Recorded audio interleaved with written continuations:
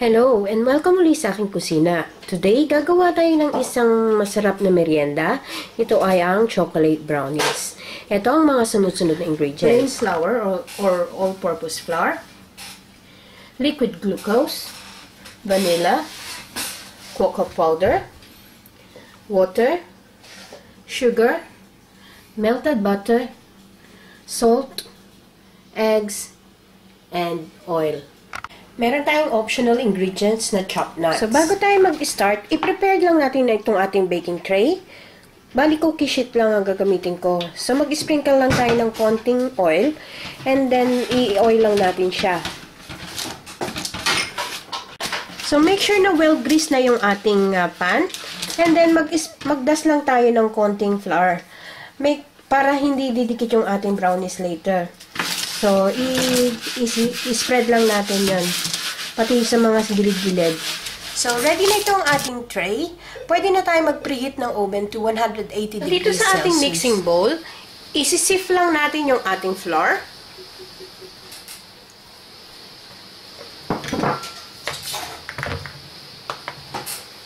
Yung sugar. Sift lang natin maigi. Para pino yung ating brownies. Yung ating salt at ating baking soda. So, sip lang natin. Yung ating cocoa powder.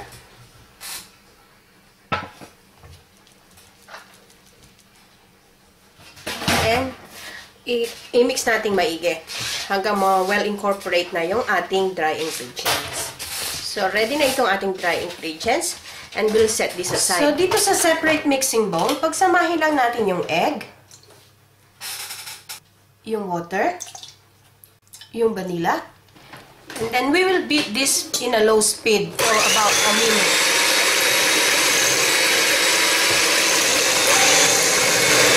So, 1 minute ko nang binibit itong egg. So, pwede na natin i-add yung ating flour, dry ingredients.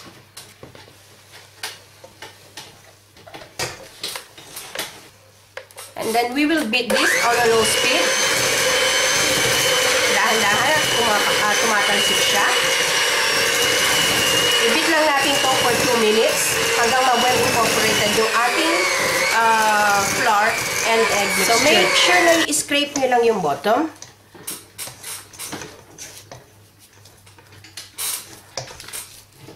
And then continue beating this. So, pwede na natin ngayon ilagay yung ating glucose liquid. Then, we will beat this on a medium speed for about 2 minutes.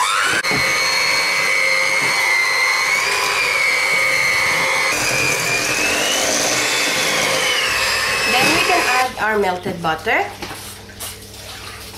and oil.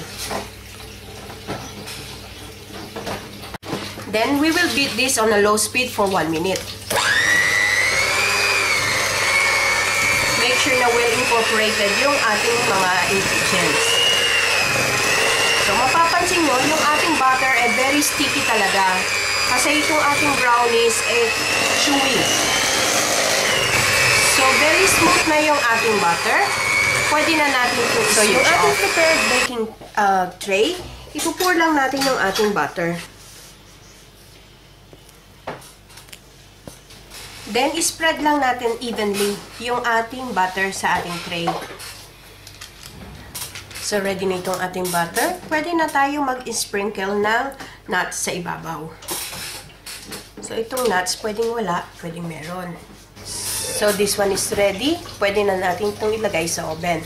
So, ilagay na natin ito sa top shelf.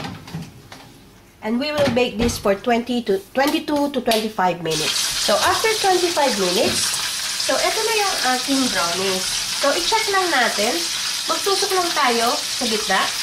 Pag clear na at wala nang sumama, it means pwede na natin ito hanguin. So, ito na ang ating brownies. Talagang very chewy siya. So, sana magustuhan niyo itong recipe na ito and share it with your friends. Hanggang sa susunod kong video, magkita-kita ulit tayo. Salamat! Bye!